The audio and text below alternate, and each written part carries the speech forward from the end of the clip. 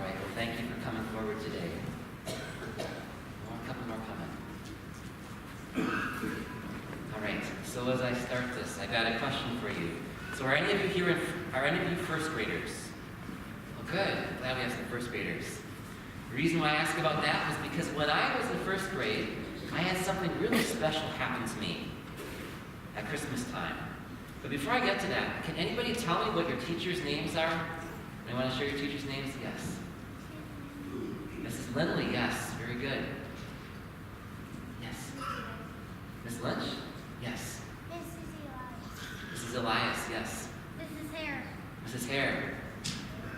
Mrs. Barron, yes. All right. So my first grade teacher was a woman named Sister Ruth. Now, one of the things that Sister Ruth did every year was she had a Christmas pageant with her first graders. Does anybody know what a Christmas pageant is? Anybody know what a Christmas pageant is? All right. Well, that's a reenactment of the true story of Jesus' birth that Deacon Tim just proclaimed for us. So Sister Ruth had us dress up as the various entities that are in the story. So who do you think, who would people have dressed up as in the Christmas pageant?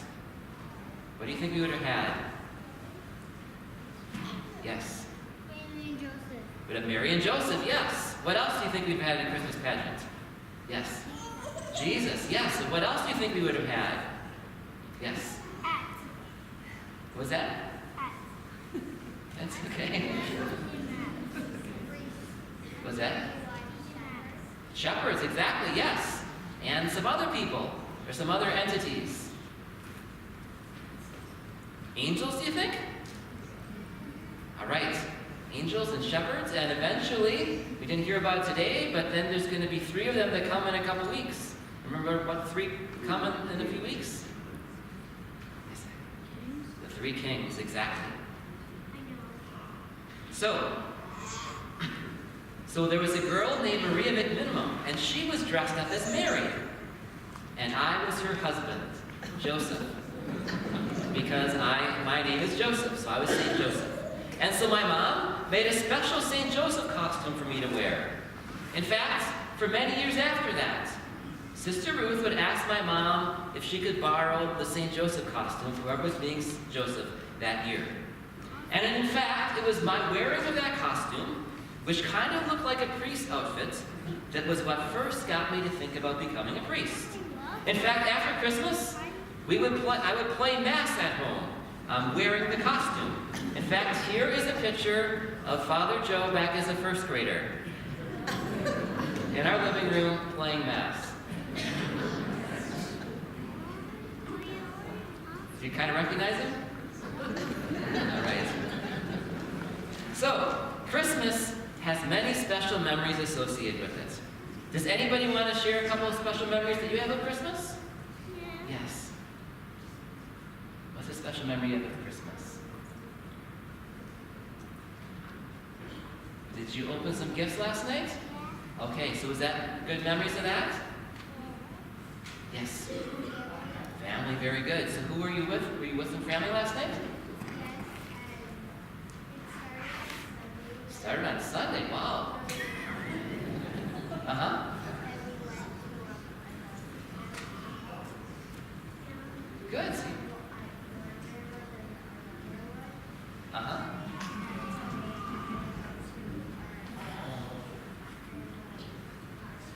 So lots of grandmas and family, that's awesome. Do I see another hand back there? Yes.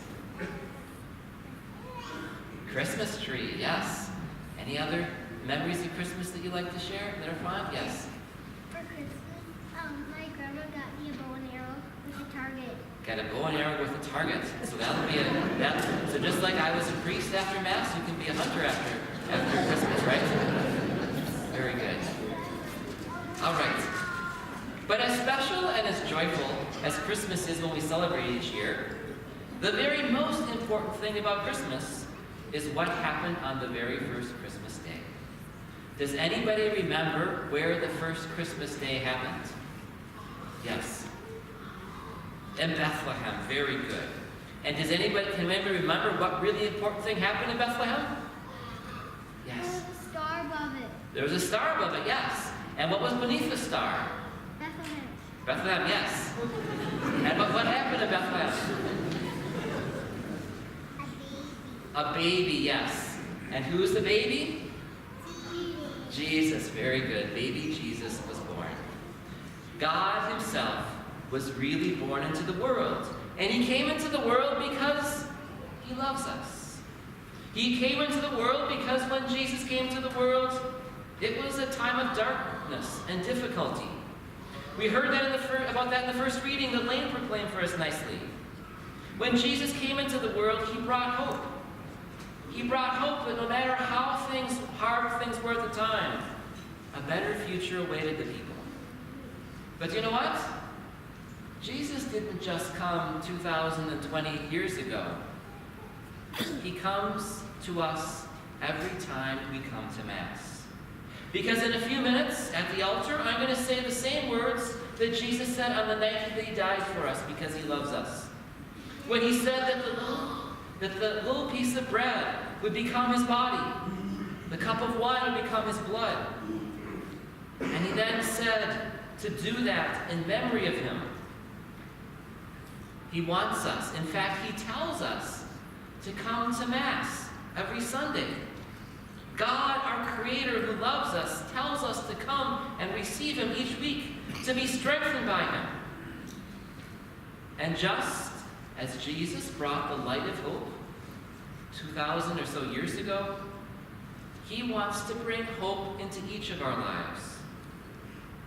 He wants to bring hope that when we ask him to help us, God can do things for us that we could never do on our own, even if he doesn't always answer our prayers exactly in the way we like him to. That he can turn even the worst things into our lives into something beautiful and great. That he can help us walk in true freedom from the mistakes that we make in life. That he can bring healing to those relationships that have been hurt. And most of all, he brought us hope that someday we can be together again with all the people who love God, someday with him in heaven.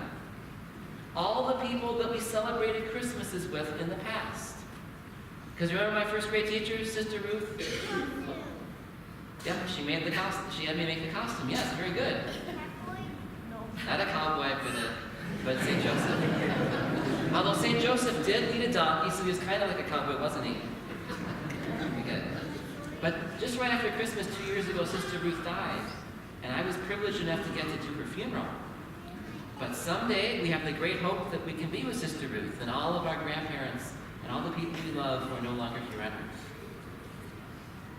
So my dear children, I pray that you and your family have a memorable Christmas together with all the families you've seen and will continue to see.